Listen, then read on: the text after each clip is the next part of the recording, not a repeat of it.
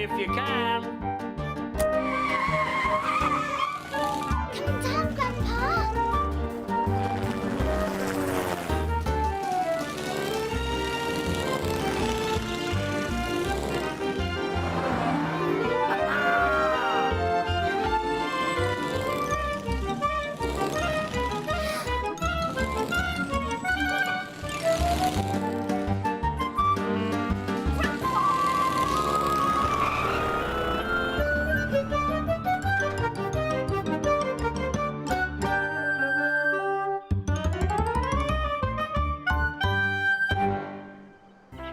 Sunnysands is called Sunnysands because it's sunny and it's sandy and it's right by the sea.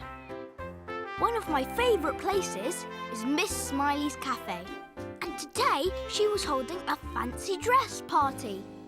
It's looking wonderful, Miss Smiley. All the fun of the fair. It was a medieval fairground theme, so everyone was going to dress up the way they did long, long ago. Ta-da! What do you think of my medieval costume, CJ?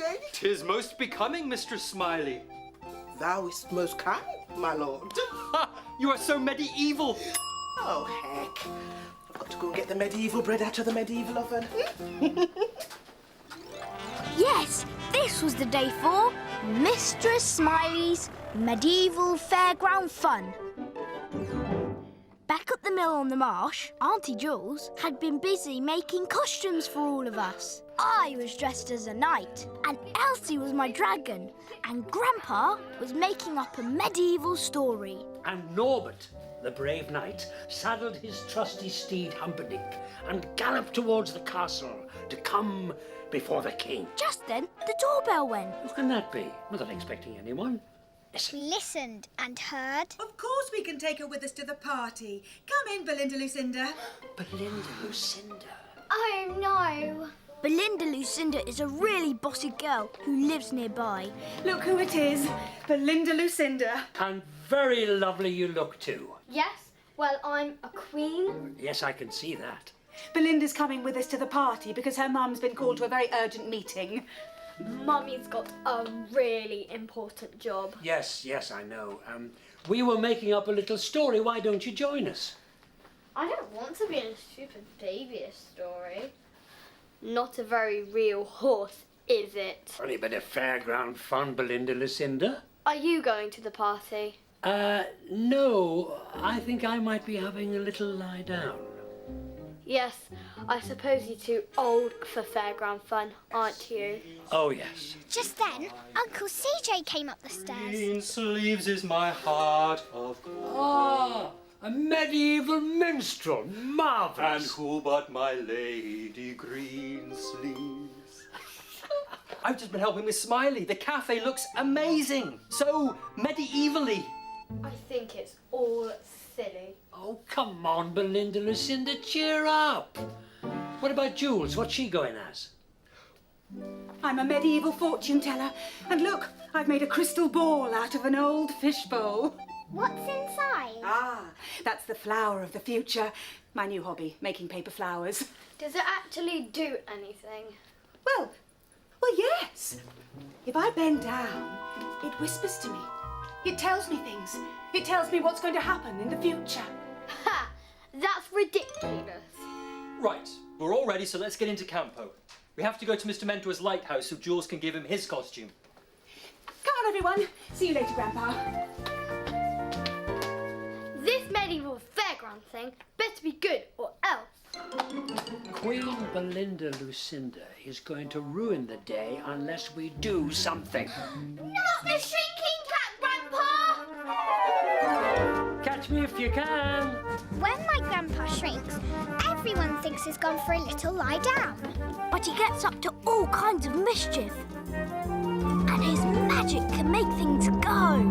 Like the Captain Dumble to its spaceship and the Sunnysands train. And he can hide in teeny tiny places. And today he'd hidden here. Boo! In my pocket. Quick, Grandpa. Just then, this happened. You're talking to a toy ostrich? How babyish. Your uncle says hurry up. Come on. Hurry, hurry, hurry! We had to go, but we knew Grandpa would find a way of coming too. Right. Mrs. Ostrich to the rescue.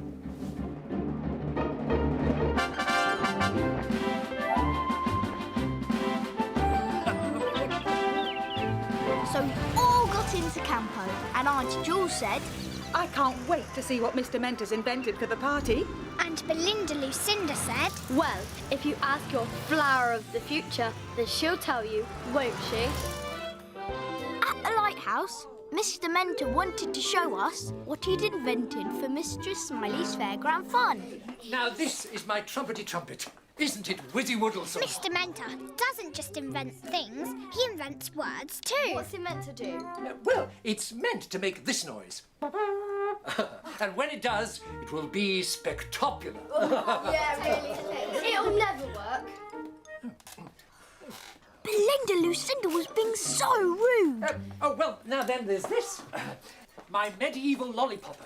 If you pull that lever, then a lolly should pop. So I pulled the lever, but nothing happened. None of your inventions ever work. Well, they will eventually. They just need a bit of time to think about it. Now, I wonder which one will be the first. Oh, Mistress Fortune can tell you that. Her flower of the future knows what's going to happen. Really? Oh, Jules, do show. It's just a bit of fun. So everyone gathered round, and Auntie Jules talked to her crystal ball. Just then, this happened. Nobody saw him flying in on Mrs. Ostrich. Auntie Jules started talking to her flower.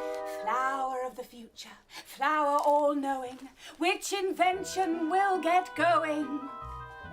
Well, which one? Which one will start first? Ha! She doesn't know. The lollipopper. Yes, the medieval lollipopper is going to work, Mr. Mentor. As soon as Grandpa heard this, he ran across the floor, climbed up onto the counter, and got into the back of the lollipopping machine. Suddenly, the helmet began to shudder, and the visor opened, and a lolly shot out. Brilioso! I've no idea how I knew that. Time to be off to the cafe now. We'll help you with your inventions. Perhaps they'll all work once we're at the cafe. And I must get my costume on. See you there! Grandpa quickly got out of the lollipopper and jumped onto the floor and set off on Mrs. Ostrich.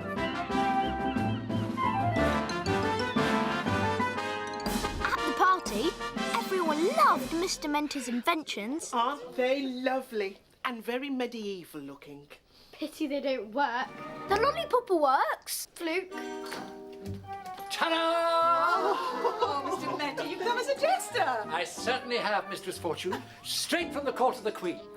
And all my inventions look wonderful. Oh, look. I knew Grandpa would be on his way, and sure enough, he got off Mrs. Ostrich and climbed up the table leg and right up onto the trumpety trumpet, and just in time, because Belinda Lucinda said, So how's this silly trumpet thing going to make a noise then, huh?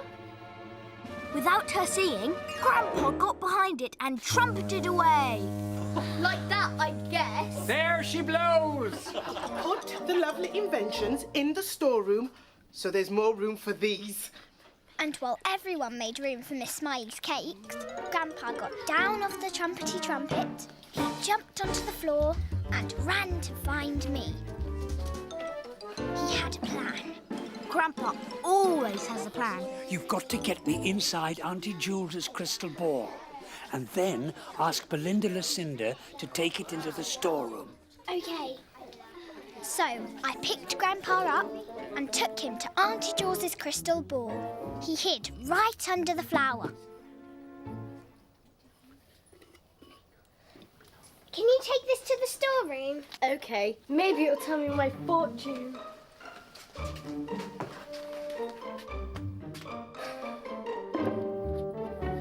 Well, little flower, what's going to happen next then, eh? And Grandpa said, I can tell you exactly. What? You're going to start to be nice. What? And you're going to say sorry to Mr. Mentor, Miss Smiley, and Jules. Right. And then you're going to start to enjoy the party and let everyone else enjoy it too. Okay, I will. Promise me? I promise. Hi. The flower of the future is amazing. I'm going to go and tell your Auntie Jules how clever she is.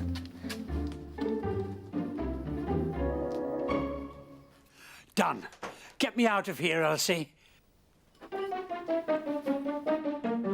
So, I got Grandpa out and put him in my pocket. When Belinda Lucinda had said sorry to everyone for being so rude, she started to enjoy the party. I found your ostrich, Elsie. Sorry I was a bit hurried about it. It's actually really sweet.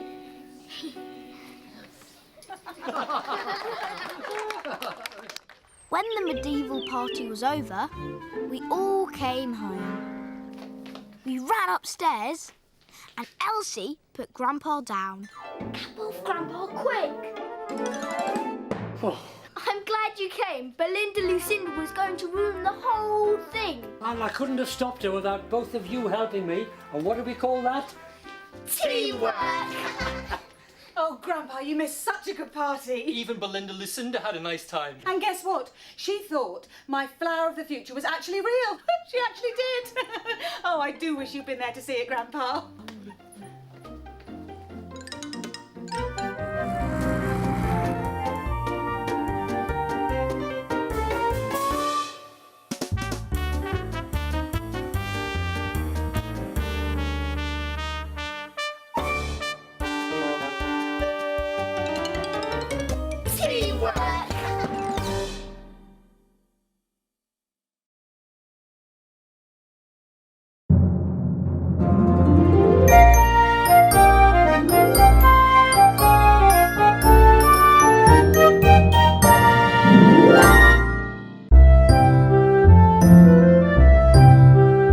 Cinderella.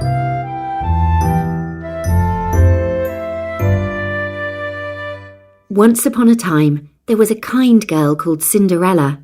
She was called Cinderella because she was made to sweep the cinders from the fire and do all the other jobs in the house for her mean, ugly sisters.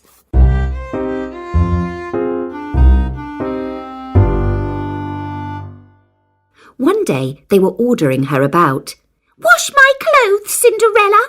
Make my tea, Cinderella. Scrub the steps, Cinderella." When her wicked stepmother arrived with news, "We have an invitation to the prince's ball at the palace. He is going to pick a wife." "He'll pick me." "No, he'll pick me." "No, me." "No, me." Then Cinderella said, "Maybe he'll pick me." "Don't be ridiculous. You're not going. You're staying here, all alone."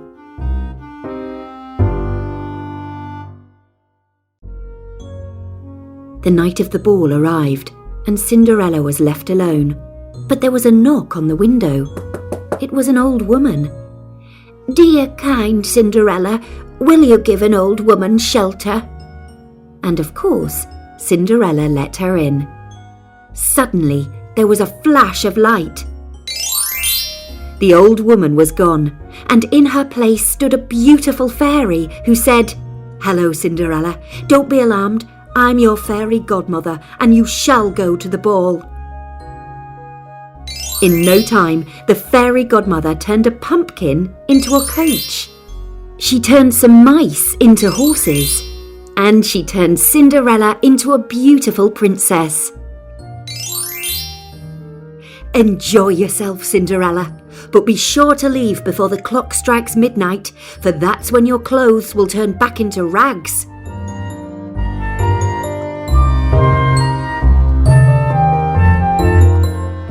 The coach set off through the forest and finally arrived at the prince's palace. Cinderella was the talk of the ball. Everyone wondered at her beauty, especially the prince. They danced together all night.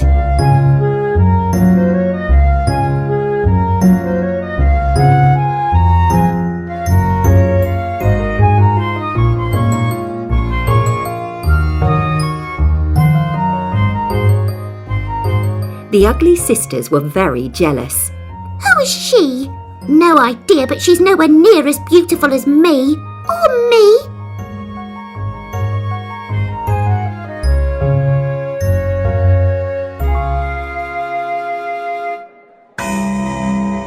Suddenly, the clock struck midnight. Cinderella ran out of the ballroom, but she left behind her glass slipper. "Whoever this fits shall be my wife," said the prince. The next day, the prince arrived at Cinderella's house. The two ugly sisters tried to squeeze their feet into the slipper. And the same again. Then it was Cinderella's turn.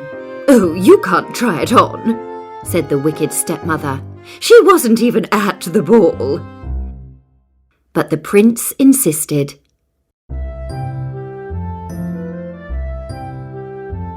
And the slipper fitted her perfectly. So Cinderella married the prince, and they lived happily ever after in the palace. And Cinderella forgave her sisters and stepmother, because although she was now very important, she was still very, very kind.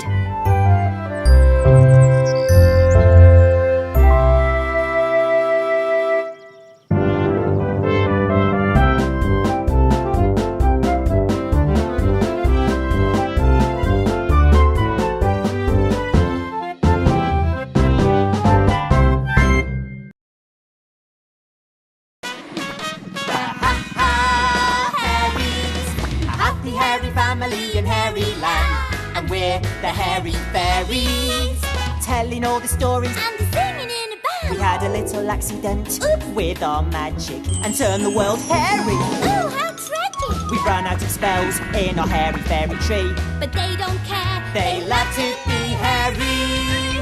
The Hairies, finding all the laughter in Hairyland. Ma, Pa, And Minnie. and don't forget there's Nana. And Chihuahua, the hairy pet. But up on the hill in Chateau Shampoo, there's Boris, Boohoo. And Bossy too. Boris is trouble, you wait and see. But they don't care, they love to be hairy. The Hairies. No, really, Quiff. It's got to be yellow. Bright yellow. Like the hairy sun. Oh, hi. Wiggy wants a new dress. Yes, a yellow one. With sparkles and frilly bits and everything. If only we hadn't run out of magic. I know. I could have just magicked up a dress and it would have appeared. Poof! Sparkle, sparkle, sparkle. Ah, Oh, never mind, Wiggy. You look lovely just as you are. but it's a bit boring wearing the same thing every day. Remember that time Boris Boohoo got bored with his disguises? I do. That was so funny. Listen. One bright sunny day, we were flying around Hairyland looking for adventure. Picky, popper me round Hairyland. Round Hairyland. I am Quick. And I am Wiggy. We're the Hairy Fairy Band. Ma and Minnie Haha had been shopping in Hairytown. We landed in the hairy pear tree just in time to see what they'd bought. Lots and lots of lovely costumes. Because Minnie was putting on a dance show. Well, you know what Minnie Haha's like. She just loves dancing. Minnie Haha, she is so fantastic. Minnie Haha, she is so gymnastic. Watch her go, stretchy as elastic. Hopping, leaping, Skipping, jumping, careful Minnie, mind the bumping. Minnie, oh Minnie Haha. There was netting and feathers and sparkles and lots of hairy stuff, of course. Everyone started dancing and prancing about, especially Pa Ha Ha. Because this was the day for dancing and prancing. But up on the hill at Chateau Shampoo, someone was bored. Can you guess who? Boris Boohoo, what's he gonna do? Boris was looking at his disguises. Hats, cloaks, jackets, trousers, beards, moustaches, and lots of terrible wigs. And he was bored with all of them. Bored. Just then, Boris heard the sound of laughter rising from the valley. He picked up his hairy stary. And he saw the Ha Ha Hairies dancing and prancing. He thought they looked very silly. Boris Boohoo would never make a fool of himself like that. Then he saw Ma and Nana taking the costumes into the house. And he had an idea. Those costumes would make fantastic new disguises. And he was bored of his disguises. But how could he get hold of them? Boris needed a plan. Boris needs a plan, he needs a plan as quick as he can. He needs a plan, he needs it quick. He needs to plan a clever trick. What'll it be? What'll it be? What'll it be? And the plan was this.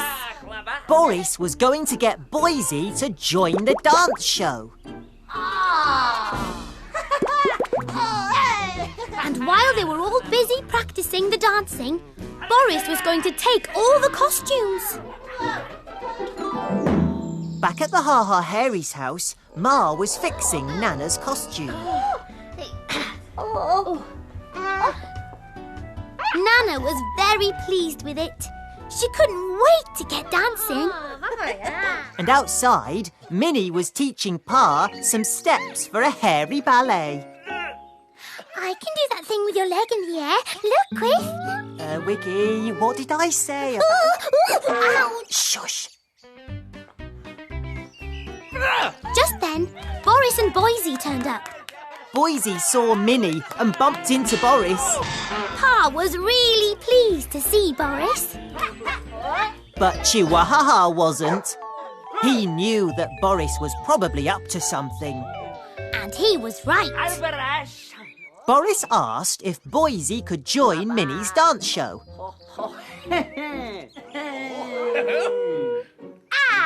And of course, Minnie said yes. Then Pa asked if Boris wanted to join in too. But Boris said he was far too busy for dancing and prancing. Far too busy. Boris had to get Ma and Nana out of the house. So he said Bossy needed a costume. Of course, Bossy needed a costume. Pa went to get Ma and Nana. You okay, Wiggy?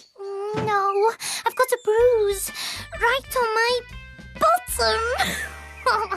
What's so funny about the word bottom? Nana was so pleased to see Boris. But Boris wanted to get into the house to find the other costumes. So he asked her to see to Bossy's costume. Then he waved goodbye.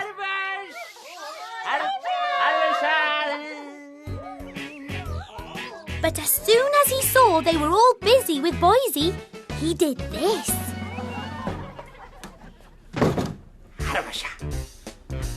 He grabbed as many costumes as he could carry and was about to leave when he saw Bossy and Minnie in their costumes, about to practice their dance.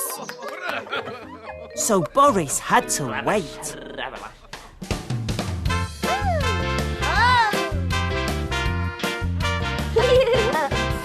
Having a friend means being together. That's what friends are for. Having a friend means doing whatever. That's what friends are for. So come along, come play with me. Take my hand and stay with me. Spend your every day with me. That's what friends are for.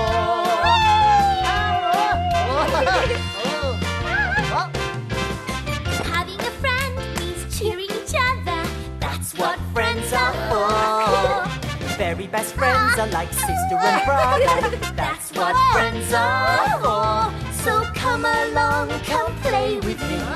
Take my hand and stay with me. Spend your every day with me. That's what friends are for. That's what friends are for. That's what friends are for.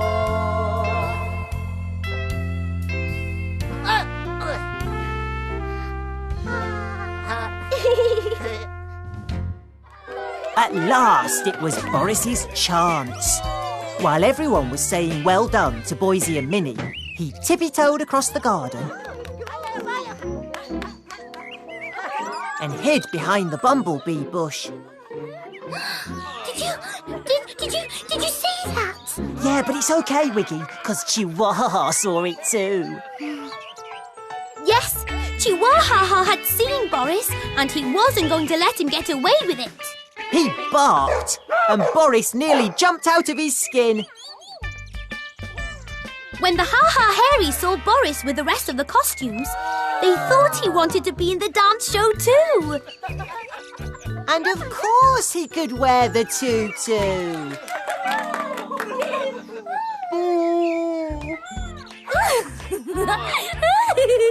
Boris Boohoo in a tutu. Boris Boohoo in a tutu. All right, Wiggy, calm down or you'll fall over again. Soon everyone was in their costumes. It was time for the Hairy Ballet to begin.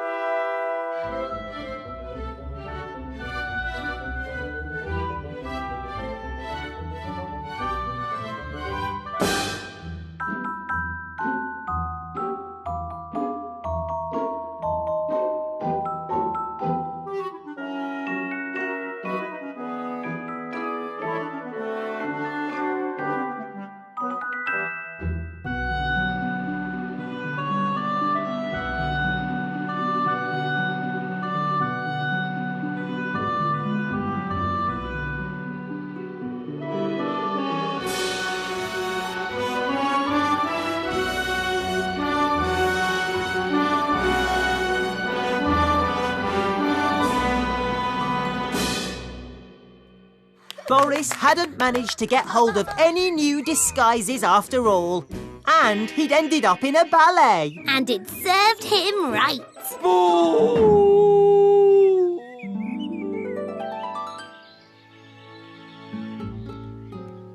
Oh, I loved that hairy ballet. Boris was hilarious. Oh, remember that spinny thing they did, Quiff? I can do that. Look. No, Wiggy. No.